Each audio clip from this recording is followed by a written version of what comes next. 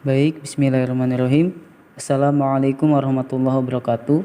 Selamat siang anak-anak SMP Islam Ajar Bandar Lampung. Insya Allah semuanya soleh dan soleha. Baik, di sini bersama Ustadz Wahyudi.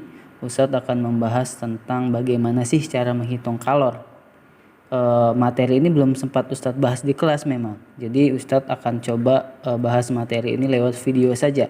Mudah-mudahan dengan adanya video ini jadi bahan belajar kalian, karena memang materi menghitung kalor ini akan Ustadz keluarkan di soal esai PAS ilmu pengetahuan alam nanti ya. Jadi mohon dipahami baik-baik, kemudian diperhatikan baik-baik bagaimana sih cara menghitung kalor pada sebuah zat gitu ya. Nah, jadi mohon diperhatikan. Baik, kemarin Ustadz sempat membahas tentang kalor ya. Ustadz hanya membahas tentang bagaimana sih cara menghitung kalor, rumusnya apa sih gitu kan. Kemarin Ustadz sudah sempat bahas, cuman tidak secara keseluruhan, cuman kulitnya saja. Oleh karena itu di video ini Ustadz akan coba bahas sedetail mungkin. Oke, jadi kemarin kita sudah mengetahui rumus kalor itu apa ya. Jadi kalor itu simbolnya adalah Ki. Ingat ya, kalor itu simbolnya Ki, di mana rumus kalor Ki itu ditentukan oleh apa? Ditentukan oleh massa dikali kalor jenis dikali delta T. Delta T ini perubahan suhu. Jadi kalor itu dipengaruhi oleh massa, kemudian dipengaruhi oleh kalor jenis zat juga, kemudian dipengaruhi oleh delta T, perubahan suhu. Oke, jadi tiga komponen inilah yang mempengaruhi si kalor gitu ya. Yang pertama apa tadi? Nah, ini adalah massa. Oke, kemudian C ini adalah kalor jenis. Ustadz, kalor jenis itu apa ya? Kalor jenis itu jadi setiap benda ya, setiap zat, setiap benda itu memiliki kalor jenis yang berbeda-beda. Misalkan air kalor jenisnya 4200 Joule per derajat Celcius per kilogram ya. Jadi nilai kalor jenis air itu adalah 4200. Dari mana Ustadz? Itu sudah ketentuan dari sananya. Jadi sudah ada tabel tuh, kalor jenis air berapa, kalor jenis emas berapa, kalor jenis logam berapa, itu udah ada ketentuannya ya. Jadi tidak perlu dicari lagi karena memang sudah diketahui. Kemudian delta T ini apa Ustadz? Delta T ini adalah perubahan suhu. Ingat, kalau di dalam fisika ada simbol delta. Delta itu artinya perubahan. T itu kan suhu. Nah, berarti delta T itu adalah perubahan suhu. Nah, memang kalor itu sangat dipengaruhi oleh yang namanya perubahan suhu. Kalau ada yang namanya perubahan suhu, maka akan terjadi yang namanya perpindahan kalor.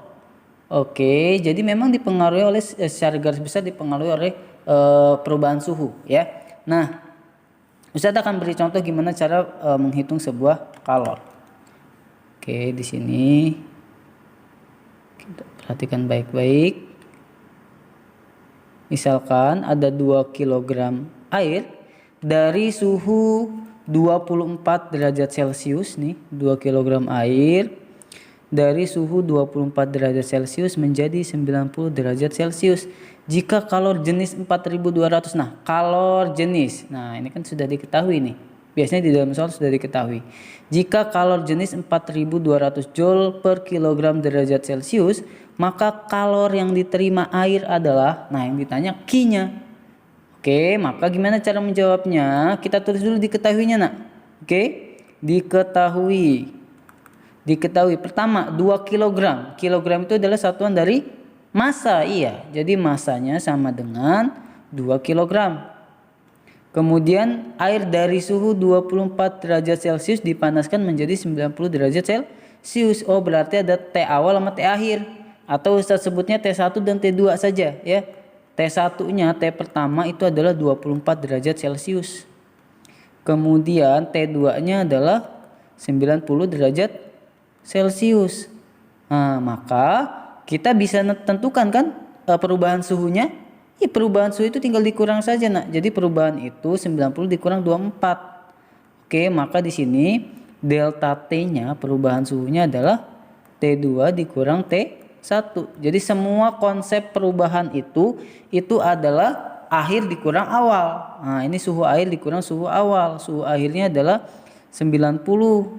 Suhu akhirnya 24. Berarti delta T-nya itu adalah berapa ya? 6 kurang 2, 4. 8 kurang 2, 6. Berarti 66 ya.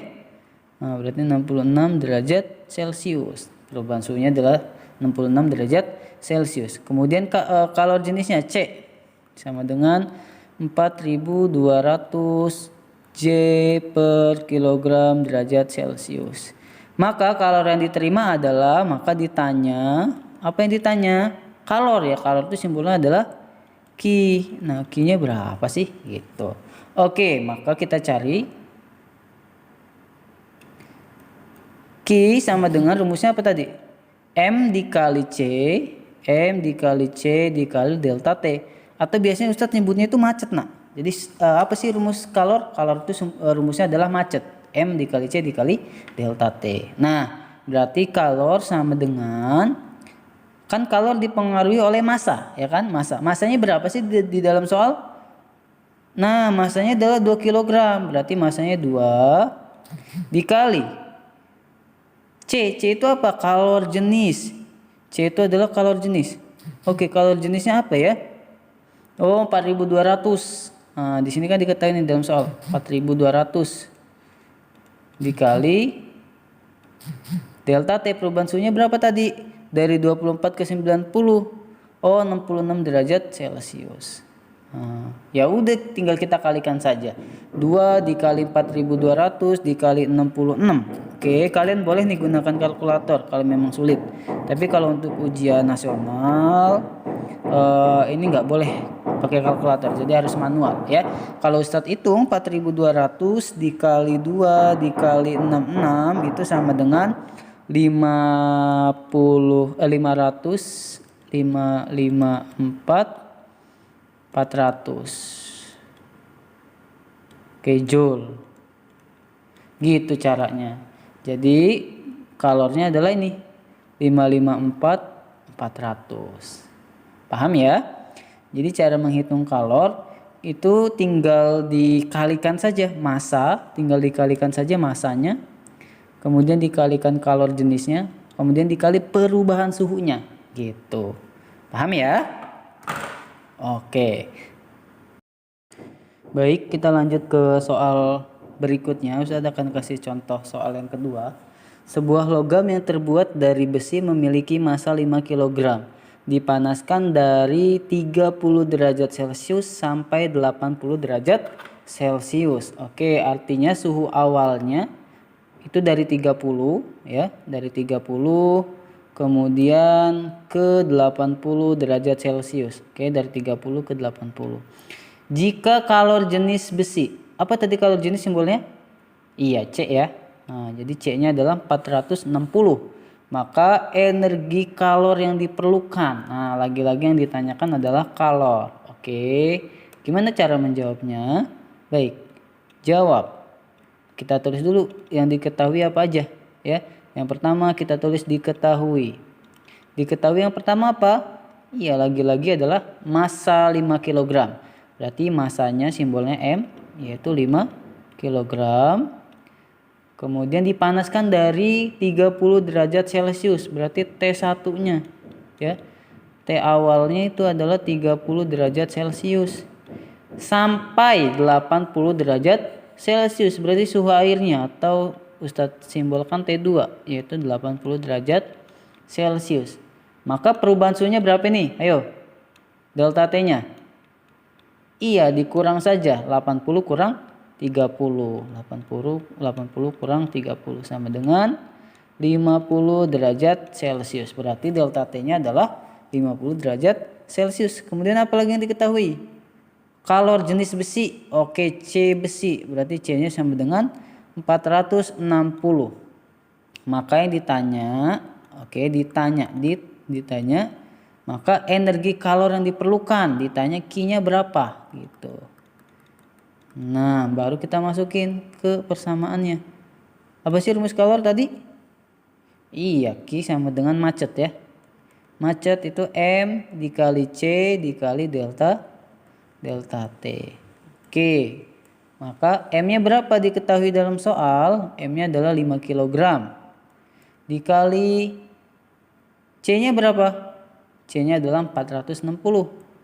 460. Dikali perubahan suhunya berapa? 50 derajat Celcius. Maka ya udah kita kalikan saja ya. 5 dikali 460 dikali 50. Maka kalor yang diterima itu adalah 115.000. Nah, 115.000 joule. Gitu cara ngitungnya. Bisa ya? Ya dong, gampang. Tinggal dikalikan saja. Massa dikali kalor jenisnya berapa dikali perubahan suhunya berapa. Jadi kalian perhatikan dulu perubahan suhunya berapa, delta T-nya tinggal dikurang suhu akhir ya, suhu akhir dikurang suhu awalnya. Gitu. Nanti dapat delta T-nya. Baru kalau sudah ya udah tinggal dikalikan dengan massa, tinggal dikalikan dengan kalor jenis, tinggal dikalikan dengan perubahan suhunya. Oke, jadi gitu aja ya. Jadi mohon dipelajari 2 soal ini karena satu soal ini akan Ustadz keluarkan di soal esai PAS nanti ya. Jadi mohon diperhatikan baik-baik, dipahami baik-baik video yang sudah Ustadz buat ini. Jadi mohon mohon dipahami ya. Mudah-mudahan besok Allah memudahkan semuanya. Mudah-mudahan ujiannya diberi kelancaran. Jadi jangan lupa berdoa, jangan lupa minta doa orang tua juga. Oke, mungkin itu dari Ustadz. Terima kasih. Baik, Ustadz akhiri saja. Wassalamualaikum warahmatullahi wabarakatuh.